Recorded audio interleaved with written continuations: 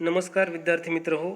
आज आपण मानवी संसाधनातील उदयोन्मुख संकल्पना या मुद्द्याचा अभ्यास करणार आहोत. मानवी संसाधन व्यवस्थापनामध्ये ज्या उदयोन्मुख संकल्पना आहेत त्यामध्ये प्रामुख्याने 2 संकल्पनांचा समावेश होत असतो जो आपल्या अभ्यासक्रमामध्ये आहे. यातला पहिला जो घटक आहे तो आहे गुणवत्ता मंडळे आणि दुसरा घटक आहे कायझेन. आज जागतिक पातळीवरती गुणवत्तेला खूप जास्त असं महत्त्व दिलं जात आहे आणि प्रत्येक व्यक्ती आपल्याला गुणवत्तापूर्ण किंवा योग्य दर्जाचाच माल मिळावा याची अपेक्षा बाळगून आहे. आणि म्हणूनच या मानवी संसाधनामध्ये असलेल्या उदयोन्मुख संकल्पनांचा अभ्यास आपल्या अभ्यासक्रमामध्ये आहे. यातली पहिली संकल्पना जी आहे ती आहे गुणवत्ता मंडळे. गुणवत्ता मंडळे ही कामाच्या ठिकाणी असणारी समस्या ओळखण्यासाठीची आणि विश्लेषण करून त्या समस्या सोडवण्यासाठी निर्माण केलेली असतात. उत्पादकतेच्या गुणवत्तेमध्ये सुधारणा घडवून आणण्याचं हे कार्य या गुणवत्ता मंडळांकडून केलं जात असतं. गुणवत्ता मंडळ म्हणजे कामगारांचा असा एखादा छोटा समूह जो एकाच क्षेत्रातून किंवा एकाच समूहातून तयार झालेला असतो. हे लोक एकत्र येतात, स्वयंस्फूर्तीने एकत्र येतात आणि गुणवत्ता नियंत्रण कार्य करतात आणि त्यांच्या कार्यशाळेतील समस्या सोडवण्याचा प्रयत्न करतात.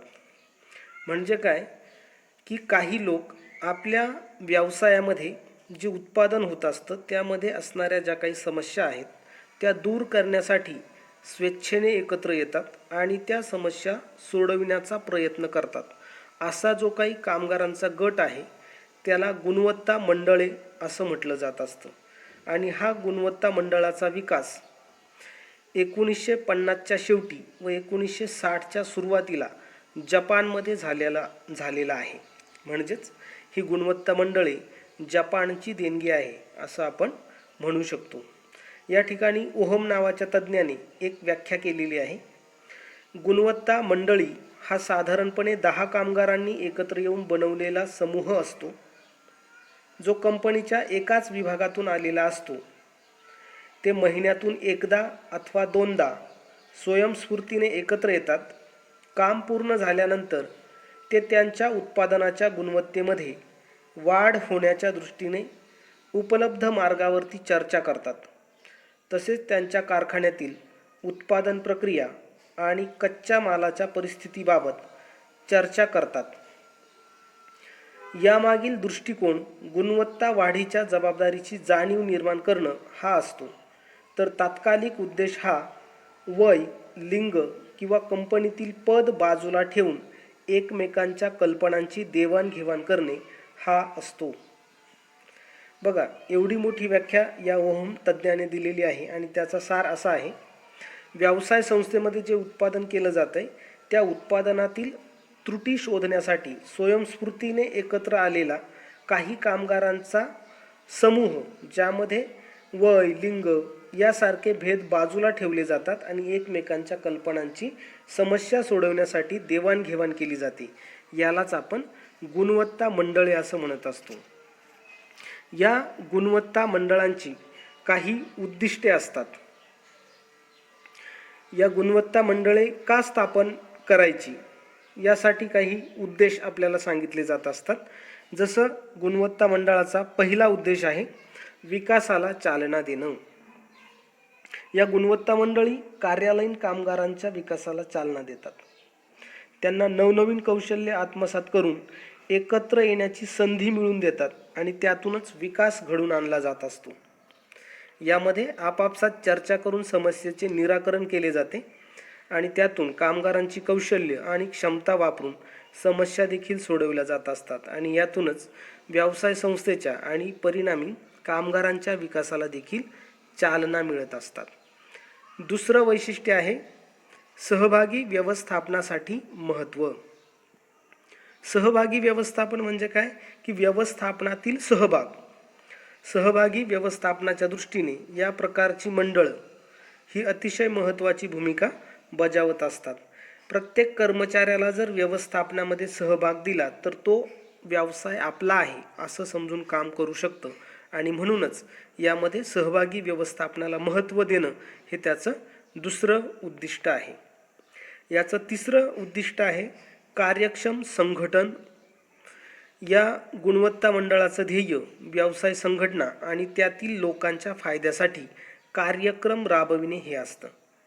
त्याचा उपयोग अधिकाधिक कार्यक्षम आणि सुदृढ व्यवसाय संघटना विकासासाठी होत असतो. म्हणूनच तिसरं उद्दिष्ट कार्यक्षम संघटन निर्माण करणं हे आहे. चौथं उद्दिष्ट आहे भूमिका पार पाडण्याची संधी. या गुणवत्ता मंडळामध्ये प्रत्येक सदस्याला त्याची भूमिका वटविण्याची संधी मिळत असते आणि म्हणूनच तो आपली एखादी भूमिका किती परिणामकारकपणे पार पाडू शकतो हे यातून सिद्ध होत असतं. पाचवं उद्दिष्ट आहे जागरूक वातावरण निर्मिती. या गुणवत्ता मंडळामध्ये असे वातावरण तयार होण्यास मदत होते की जेथे कामगार गुणवत्ता समस्या आणि गुणवत्ता सुधारणेबरोबरच अधिक जागरूक देखील बनत असतात आणि म्हणून याचं पाचवं उद्दिष्ट आहे जागरूक वातावरण निर्मिती करणं. सहावं उद्दिष्ट आहे कौशल्याच्या वापरासाठी प्रशिक्षण. व्यवसायामध्ये अनेक लोक असतात किंवा कर्मचारी असतात. या लोकांना त्यांची कौशल्य समजणे आणि त्यांचा उपयोग करून घेण्याच्या कामी प्रशिक्षण देणं हा देखील या गुणवत्ता मंडळांचा उद्देश आहे. आणि शेवटचा उद्देश आहे सहभागी दृष्टिकोनाची निर्मिती करणं. व्यवसाय संस्थेमध्ये अनेक समस्या किंवा अडचणी निर्माण होत असतात आणि या सोडवण्यासाठी प्रत्येकाचा सहभाग महत्त्वाचा आहे. या दृष्टिकोनाची निर्मिती करण्यासाठी या गुणवत्ता मंडळांची निर्मिती केलेली असते. अशा प्रकारे गुणवत्ता विकासाला चालना देणं, सहभागी व्यवस्थापनाला महत्त्व देणं, कार्यक्षम संघटन निर्माण करणं, भूमिका पार पाडण्याची संधी देणं, जागरूक वातावरण निर्मिती करणं, कौशल्याच्या वापरासाठी प्रशिक्षण देणं आणि सहभागी दृष्टिकोनाची निर्मिती करणे या 7 उद्दिष्टांच्या पूर्ततेसाठी गुणवत्ता मंडळे स्थापन केलेली असतात. ही गुणवत्ता मंडळे स्थापन केल्यानंतर व्यवसायातील उद्योगातील अनेक समस्या सोडविल्या जातात आणि त्यातूनच आपल्याला काही फायदे मिळत असतात. यातला पहिला फायदा आहे समस्या पूर्तीसाठी पद्धतशीर प्रणाली उपलब्ध करून देणं. प्रत्येक व्यवसायामध्ये काहीतरी अडचणी निर्माण झालेल्या असतात. या अडचणींची कारणं शोधून त्या समस्या सोडवण्याच्या दृष्टीने ही प्रणाली वापरली जात असते आणि म्हणून ती एक समस्या पूर्तीसाठीची पद्धतशीर प्रणाली आहे असं आपण म्हणतो. दुसरा फायदा आहे समस्यांचे शोधन किंवा समस्यांचा शोध घेणं. या गुणवत्ता मंडळांमध्ये व्यवसाय संस्थेमध्ये उत्पादनाच्या क्षेत्रात निर्माण झालेल्या समस्यांचा मुळापासून शोध घेतला जातो आणि त्या दूर देखील केल्या जात असतात. तिसरा फायदा आहे दीर्घकालीन उपाययोजना. गुणवत्ता मंडळी या कायमस्वरूपी आणि दीर्घकाळ टिकणाऱ्या उपाययोजना करत असतात. एखादी समस्या निर्माण झाली, ती आज सोडवली, उद्या निर्माण होणार नाही असं नाही. ती कधीच निर्माण होऊ नये यासाठी ही गुणवत्ता मंडळे योजना करत असतात. चौथा फायदा आहे समस्यांचे निराकरण करणं. व्यवसायामध्ये ज्या समस्या निर्माण होतात त्या समस्यांचं मुळापासून निराकरण करण्याचा प्रयत्न या गुणवत्ता मंडळांमार्फत केला जात असतो. आणि शेवटचा फायदा आहे संभाव्य उपाययोजना करणं. गुणवत्ता मंडळी हे असं एक माध्यम आहे जे संभाव्य अशी उपाययोजना करू शकतं आणि त्यामधूनच एखाद्या व्यवसायामध्ये निर्माण झालेल्या समस्या दूर देखील केल्या जाऊ शकतात.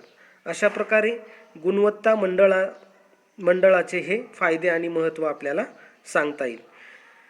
विद्यार्थी मित्र हो, उदयोन्मुख संकल्पना ज्या आहेत त्यातली ही पहिली संकल्पना गुणवत्ता मंडळी किंवा गुणवत्ता मंडळे ही या ठिकाणी पूर्ण झालेली आहे. त्यानंतरची दुसरी आणि महत्त्वाची जी संकल्पना आहे ती आहे कायझेन. कायझेन हा एक जपानी शब्द आहे. तो जपानमधून आलेला आहे आणि म्हणूनच त्याला जपानी शब्द म्हटलं जातं. कायझेन हे संपूर्ण गुणवत्ता व्यवस्थापनाच्या अनेक तंत्रांपैकी एक तंत्र आहे.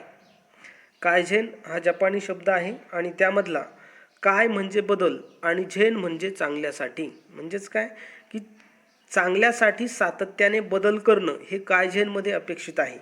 व्यवसाय पर्यावरण नेहमीच बदलत असतं. कायझेन हे व्यवस्थापनाचं तत्त्वज्ञान आहे आणि या तत्त्वज्ञानाप्रमाणे गुणवत्ता ही कधीच महाग ठरू शकत नाही. यामध्ये सतत विकास करण्यासाठी वाव देणं किंवा चांगल्या गोष्टीसाठी बदल घडवून आणणं हे अपेक्षित आहे. कायझेन हे व्यवस्थापनाचं तत्त्वज्ञान असल्यामुळे ग्राहकांची गुणवत्तापूर्ण व दर्जेदार वस्तूंसाठी असणारी मागणी पूर्ण करण्याचा ते नेहमीच प्रयत्न करत असतं. कायझेन ही जपानी संकल्पना आहे व दुसऱ्या महायुद्धानंतर ही संकल्पना अस्तित्वात आलेली आहे. कायझेन या शब्दाचा अर्थ सातत्याने सुधारणा असा घेतला जातो. आपण अगोदर बघितल्याप्रमाणे काय म्हणजे बदल आणि झेन म्हणजे उत्तम या शब्दामधून या शब्दाची निर्मिती झालेली आहे. कायझेन ही दैनंदिन चालणारी प्रक्रिया आहे. कायझेन ही संकल्पना सरळ आहे. साध्या उत्पादकता संकल्पनेच्या पलीकडे ती जाणारी संकल्पना आहे. ही प्रक्रिया योग्यपणे पार पाडल्यानंतरच कष्टाची कामे कमी होऊ शकतात आणि म्हणूनच कायझेन हे जपानबरोबरच इतर देशांमध्ये देखील गुणवत्तापूर्ण रीतीने वापरलं जाणारं एक तंत्र आहे असं आपण म्हणत असतो. कायझेन तंत्रज्ञान म्हणजे उत्पादनातील ज्या क्रिया वारंवार घडत असतात त्यांच्यात कर्मचाऱ्यांचा सहभाग आवश्यक नसतो अशा क्रियांना तात्विक बैठक देऊन त्या क्रियांच्या स्वयंचलनास हे कायझेन तंत्र मदत करत असतं. म्हणजेच स्वयंचलीकरणाचा यामध्ये जास्त वापर केला जातो असं आपण म्हणत असतो. नक्की कायझेन म्हणजे काय एवढा लांबलचक अर्थ बघितल्यानंतर आपण त्याची एक व्याख्या अभ्यासणार आहोत. कायझेन म्हणजे गुणवत्ता, तंत्रज्ञानी प्रक्रिया, कार्यसंस्कृती, उत्पादकता, सुरक्षितता व नेतृत्व कौशल्यात सातत्याने सुधारणा करण्याची प्रणाली होय. यामध्ये गुणवत्ता, तंत्रज्ञानी प्रक्रिया, कार्यसंस्कृती, उत्पादकता, सुरक्षितता, नेतृत्व कौशल्य या सर्वांमध्ये सुधारणा करण्याची ती एक प्रणाली आहे.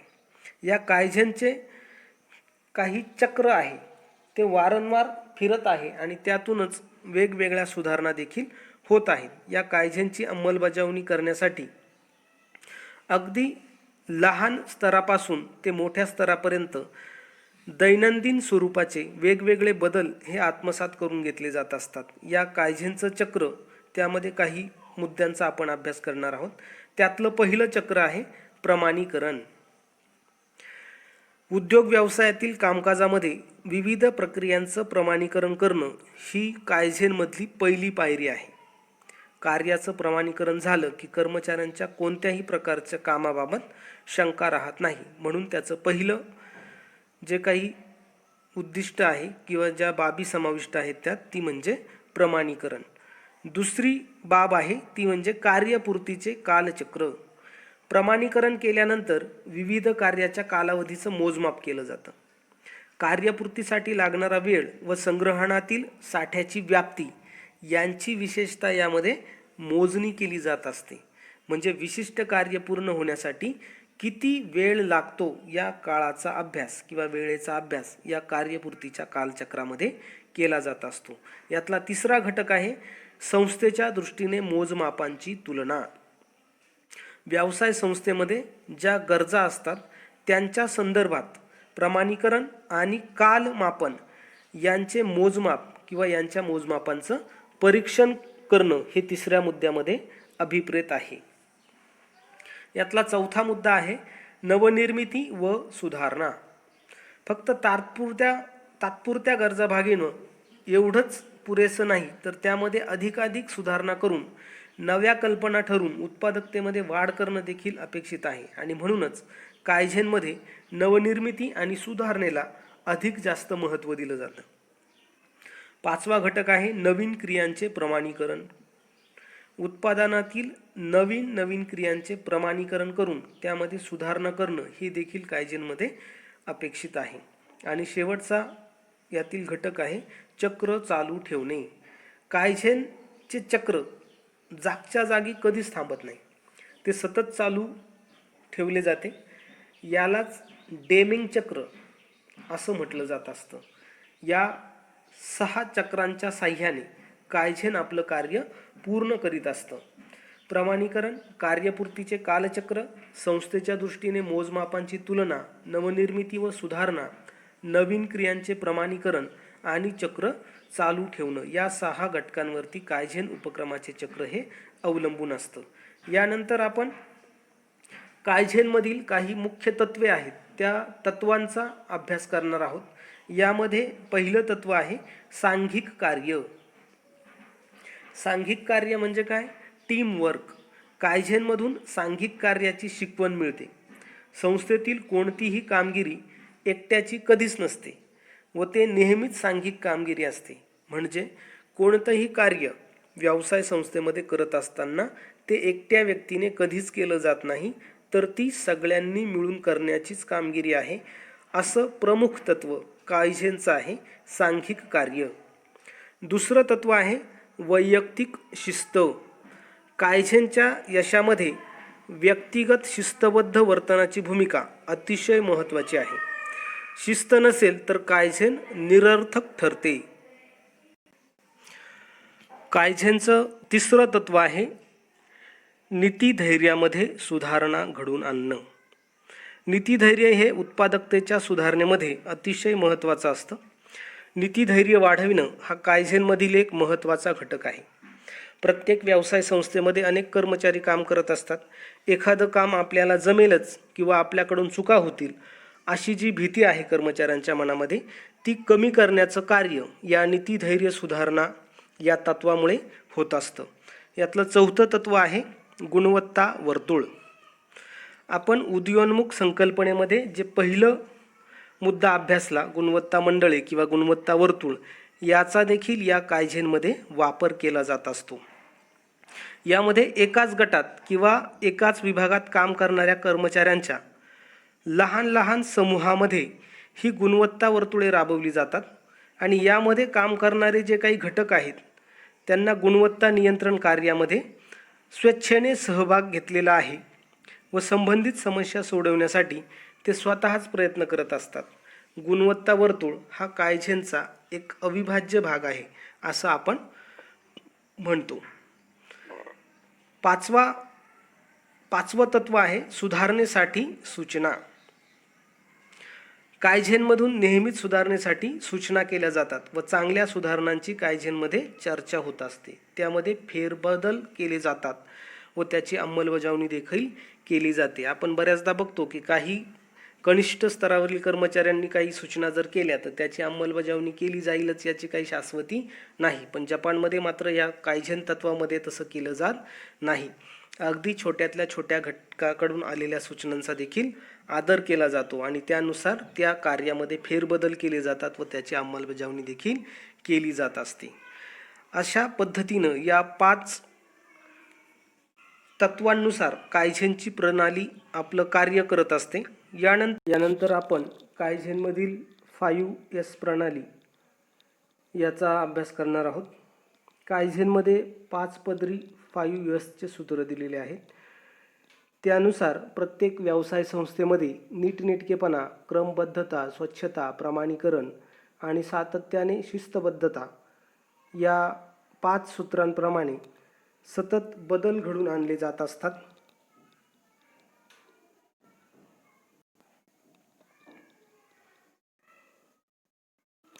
यामध्ये पहिलं जे सूत्र आहे ते म्हणजे नीटनेटकेपणा, सॉर्टिंग. दुसरं सूत्र आहे क्रमबद्धता, स्ट्रेंथनिंग. तिसरं सूत्र आहे स्वच्छता, स्वीपिंग. चौथं सूत्र आहे प्रमाणीकरण, स्टँडर्डायझेशन. आणि शेवटचं आहे सातत्याने शिस्तबद्धता, सस्टेनिंग. या 5 सूत्रांच्या साहाय्याने या कायझेन प्रणालीमध्ये बदल घडून आणले जात असतात. या कायझेनचे 2 प्रकार पडतात. त्यामध्ये पहिला प्रकार म्हणजे नाविन्यपूर्ण कायझेन आणि दुसरा प्रकार म्हणजे दुरुस्ती क्रियात्मक कायझेन. यातील नाविन्यपूर्ण कायझेनमध्ये का आणि का नको अशा प्रकारचे विश्लेषण आढळत असते व यामध्ये नवीन कल्पना निर्मितीतून हे कायझेन जन्मास आलेले असते, म्हणून त्याला नाविन्यपूर्ण कायझेन असं म्हटलं जातं. तर दुरुस्ती क्रियात्मक कायझेनमध्ये चुकलेल्या पद्धती सुधारल्या जातात व असेच का करावे या पद्धतीचं विश्लेषण केलं जात असतं. चुकलेल्या पद्धती सुधारल्या गेल्यामुळेच याला दुरुस्ती क्रियात्मक कायझेन असं म्हटलं जात असतं. या कायझेनचा वापर केल्यानंतर आपल्याला काही फायदे देखील होत असतात. यामध्ये जपानी कंपन्यांना खूप मोठ्या प्रमाणावरती फायदे झाल्याचे निष्कर्ष काढले गेलेले आहेत आणि म्हणूनच या कायझेनचे कोणकोणते फायदे होतात याचा आपण थोडक्यात अभ्यास करणार आहोत. यात सुधारित उत्पादकता म्हणजेच उत्पादकतेमध्ये सुधारणा घडून आणली जाते. गुणवत्तेमध्ये सुधारणा, वस्तूचा दर्जा आणि गुणवत्तेमध्ये सुधारणा केली जाते. अधिक चांगली सुरक्षितता, यामध्ये मालाचं उत्पादन करत असताना व्यक्ती आणि माल दोघांच्याही सुरक्षिततेची काळजी घेतली जाते. मालाची जलद डिलिव्हरी म्हणजे त्वरित माल कसा पोहोचेल यासाठी वाहतूक व्यवस्थेचं नियंत्रण यामध्ये करता येऊ शकतं. पुढचा फायदा आहे खर्चामध्ये बचत. यामध्ये वारंवार सुधारणा सुचवली जात असल्यामुळे उत्पादन खर्चामध्ये बचत होते व समस्या सोडवल्या जात असतात. नंतरचा फायदा आहे ग्राहकांच्या समाधानामध्ये वाढ. सतत सुधारणांमुळे आणि बदलांमुळे योग्य प्रतीचा माल ग्राहकांना मिळतो, त्यामुळे ग्राहकांना चांगल्या प्रतीचा माल मिळून त्यांचं समाधान होण्यासाठी याची मदत होत असते. संग्रहण, प्रतीक्षा काळ, मालवाहतूक, कर्मचाऱ्यांचे स्थलांतर, अवाजवी उत्पादन, अतिरिक्त गुणवत्ता या क्षेत्रातील नुकसान देखील यातून कमी होत असते. तसंच भांडवलाचा कार्यक्षम वापर, सुधारित संदेशवहन, जागेचा कार्यक्षम वापर, उत्पादन क्षमतेचा जास्तीत जास्त वापर, कर्मचारी टिकून धरण्यासाठी अधिक प्रयत्न आणि सुधारणा या सर्व फायदे या कायझेनमुळे होत असतात. जर कायझेनचा प्रत्येक व्यवसाय संस्थेने व्यवस्थित उपयोग करून घेतला तर आपल्याला निश्चितच याचे फायदे बघावयास मिळतील, यात शंका नाही.